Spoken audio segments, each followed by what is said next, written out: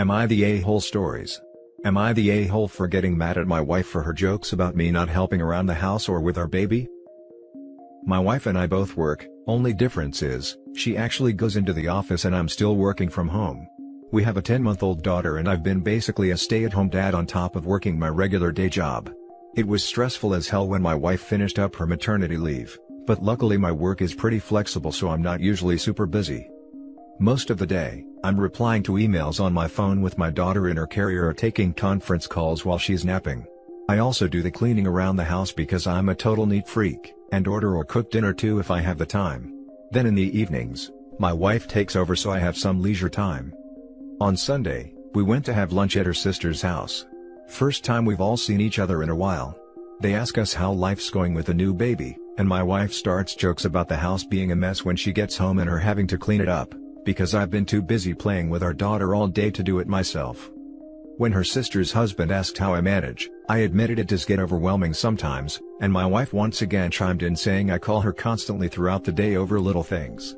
Like not being able to find our daughter's binky, or needing her help because daughter won't stop crying and I have no idea what to do. She also laughed about how every day when she gets home, she just prays I didn't burn the house down. I know it was all said in a light-hearted joking around way, but it really hurt my feelings. Everyone was chuckling except me, so my wife kissed my cheek telling not to take it too seriously, and she appreciates that I put in the effort. So I straight up told her, well, I don't appreciate you acting like I'm useless when I'm the one at home taking care of her all day and cleaning the house. My wife didn't know how to respond to that and we changed the subject. She was in a serious mood after we left, because I embarrassed her and it wouldn't have hurt for me to let her joke around a little, because she knows I help out a lot. I've been distant with her, not talking much when she gets home and she's mad at me for taking it too seriously. Even her sister says I'm overreacting, but I just don't see why she thought it was okay to paint me as the cliché useless man-child husband. Now I have my wife saying I'm being a bit of an A for still holding this against her, and she doesn't see why it's a big deal to me. Part of me just feels hurt and I'd like an apology, but another part wonders if I am being an A for how I'm acting with her. Now for the top comments. Not the a-hole. Put it this way, if the situation was flipped, and you were the salary man and your wife was a stay-at-home mom, how would those comments go down in front of her family? Would they still find it funny that you're implying that the mother of your child was useless at home? If it's not funny in reverse, it's not funny. She needs to apologize for undermining you, then you guys can move forward. He's not even a stay-at-home parent, he is a work-from-home parent, who juggles working with caring for the kid. Which is 2 full-time jobs worked simultaneously. And he cleans. Wife should be loudly singing his praises, rather than cutting him down because she's insecure with the knowledge that he is doing the lion's share of the work on weekdays. Not the a-hole, but your wife sure is. She's undermining your efforts. You're doing your best, man, and it's only a joke if it's funny to both parties. Otherwise, it's just being mean. Your wife need take a second and wonder why she's embarrassed. Here's the answer. Because she knows you told the truth, and she's embarrassed you called her out instead of going along with her jokes that makes her look like the better parent. You keep doing what you're doing, and make sure to have a serious talk with her when tempers are a little calmer, alright? You sound like a good dad, by the way. Not the a-hole. She doesn't see why it's a big deal to me. That's because she has no idea of how much you do during your work hours. Not playing with the kid hours, or cleaning hours, or cooking hours. Work hours. You're amazing for being able to juggle work in there, but she shouldn't joke about it. She was belittling you and your hard work. That isn't a joke. And then to act like you embarrassed her, after all the times she embarrassed you? Piff. Not the a-hole. She probably feels guilty and insecure about being a working mom and you being the primary caretaker, because hello, she is a woman and lives in a society that expects things to be the other way around. She is an a-hole for taking it out on you and needs to take responsibility for her actions and apologize to you. You two need to sit down and discuss things and you are indeed owed an apology. Now for the next story. Am I the a-hole for not telling my daughter's mother her secret words? Cast, me, male 36, my daughter Clara, female 12, my ex-wife Sarah, female 37.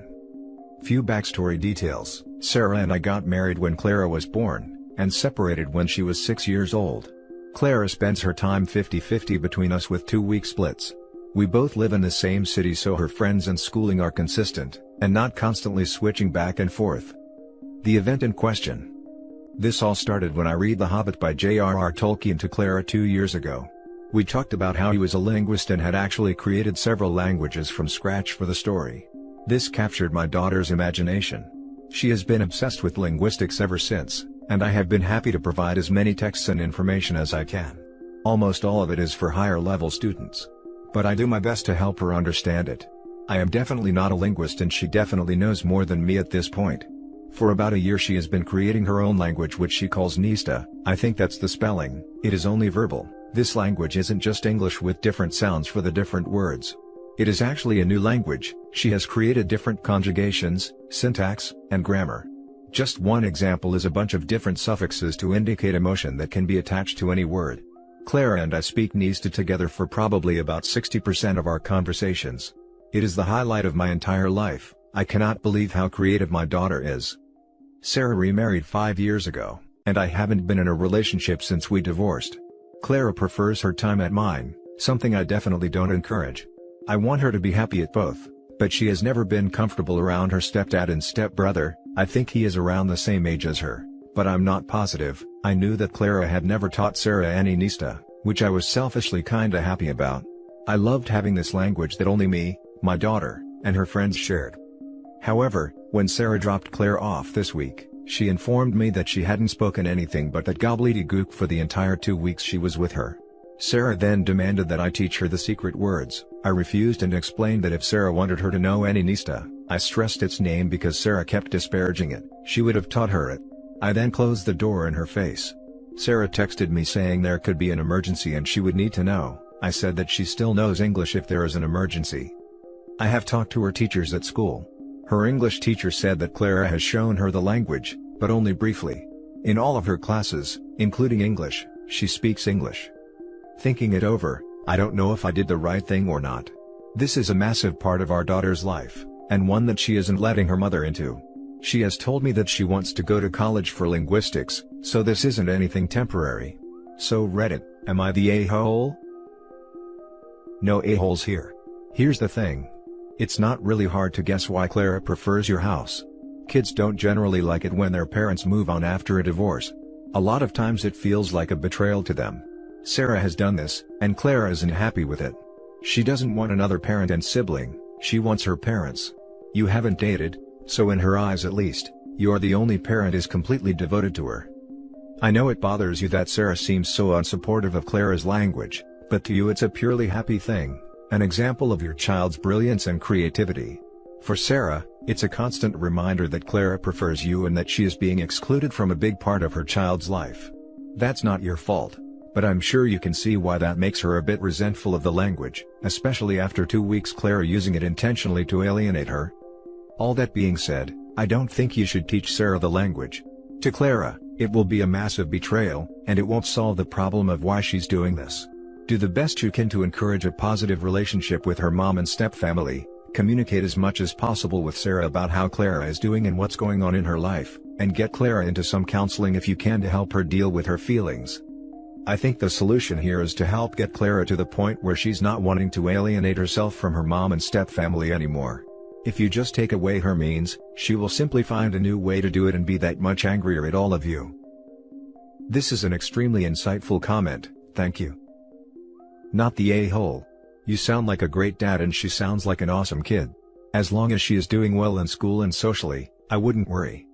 Sounds like things are becoming an issue at the other house though? You might want to talk to her about what's going on and how she is feeling. That's definitely true, she is having stronger and stronger feelings about not wanting to be there. Not the a-hole, as it's your child's creation and she's free to share it with whoever she wants. It is not your obligation to teach your ex. That being said, a conversation with your daughter about when it is appropriate to use the language may be in order. Refusing to talk to her mother in English is not a good thing, and at 12 she's old enough to realize what she is doing. Yeah, she definitely knew what she was doing. She told me that she wanted to make them feel how she feels around them. Next story. Am I the a-hole for not sharing son's investment account with daughter? Hey all. My son was born in 2000 and I shortly afterwards opened up an investment account with the intentions of handing it off to him after he graduated college to give him a head start in life. Wife loved the idea. I put in $10,000 initially and started adding $100 monthly, and the account sits at over $60,000 today. A majority of it was just put into mutual funds, and some months I'd take the $100 and toss it into riskier stocks that didn't really pan out. Yes, I learned my lesson that if you're not making this a career, just toss it into funds. When our daughter was born 2 years later, I started up an account for her as well.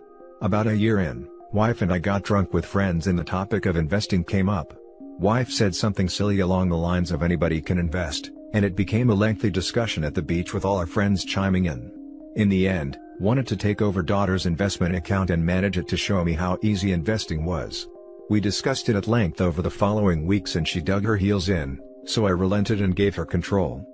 Long story short, that account sits at just over $16,000 for 2 reasons: because she picked bad, individual stocks instead of funds, and she wasn't adding to the account at the start of the month.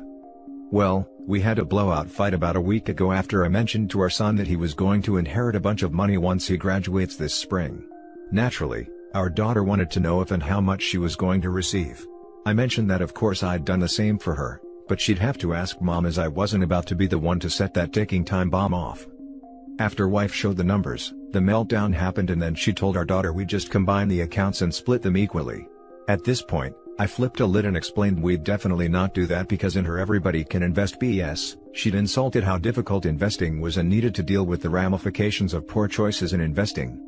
We've not had a meaningful discussion since, we've been cold to one another since, and our daughter is mad at us for the significantly smaller account she stands to inherit.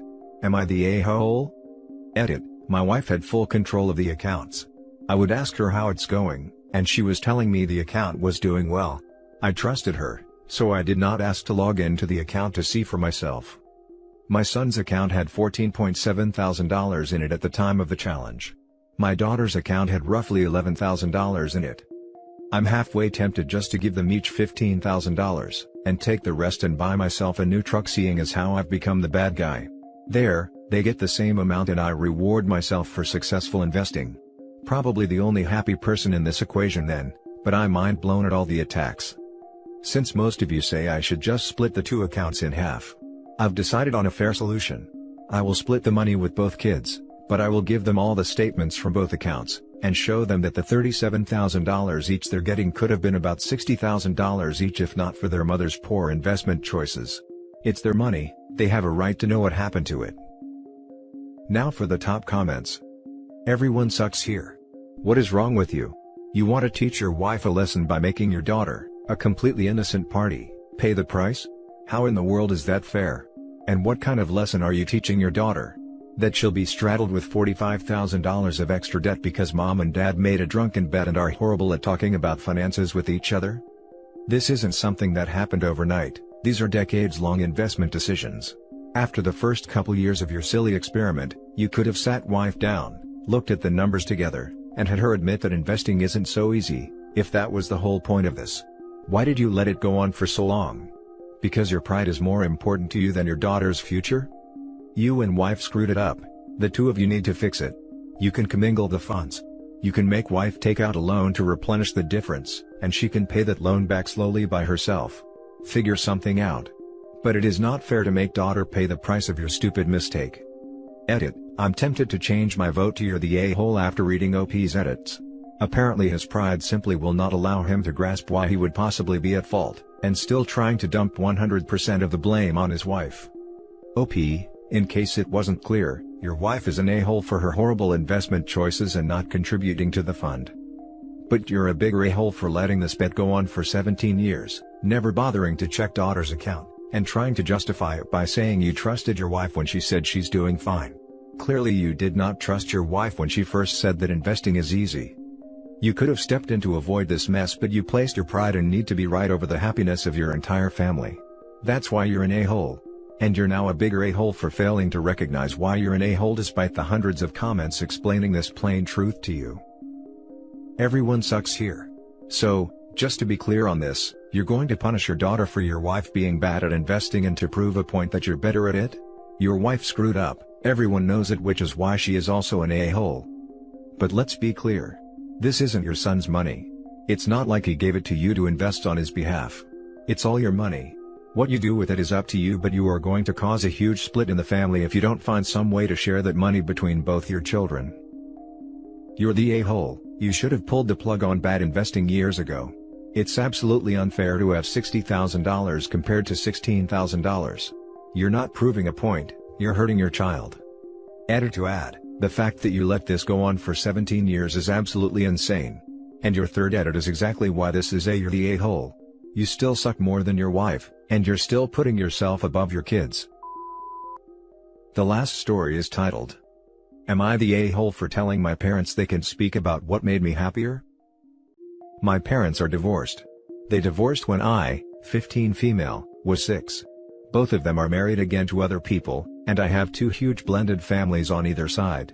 My mom has 3 more kids and 7 step-kids, while my dad has 4 more kids and 2 step-kids, and is raising his wife's 2 nieces. I also have a brother who was 8 when our parents divorced. We both have pretty similar thoughts on the whole thing. We're sad our family didn't work out, we'll always wish it had, would have been easier for us if it had in some ways, but we know they are happier and better off apart.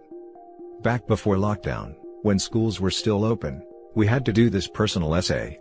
And I did mine on how complicated it is to have divorced parents and be part of blended families.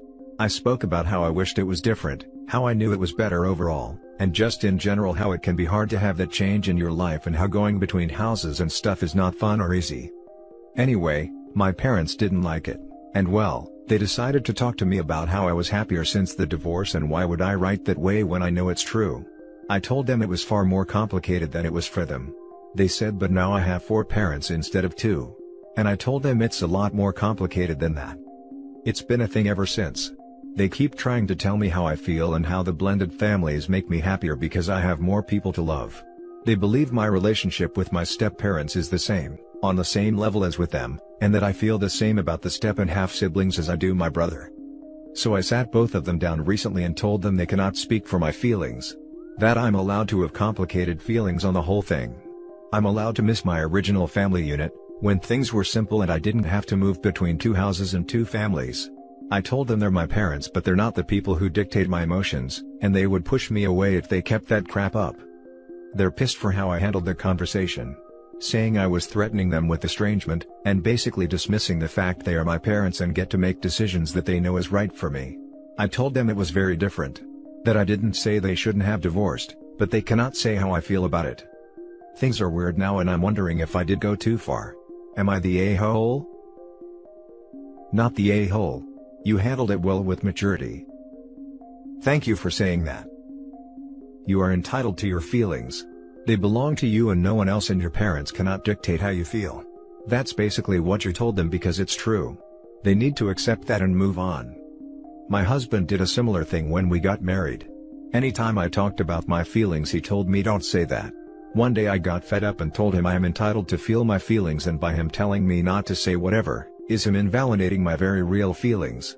Fortunately, my husband is a smart man and hasn't said anything that's stupid to me since.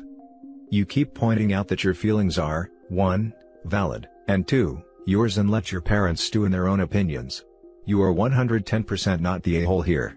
Keep being logical and respectful whenever your parents bring up this topic, and eventually they'll see the light, or you'll turn 18 and you can go on your merry way. Good luck.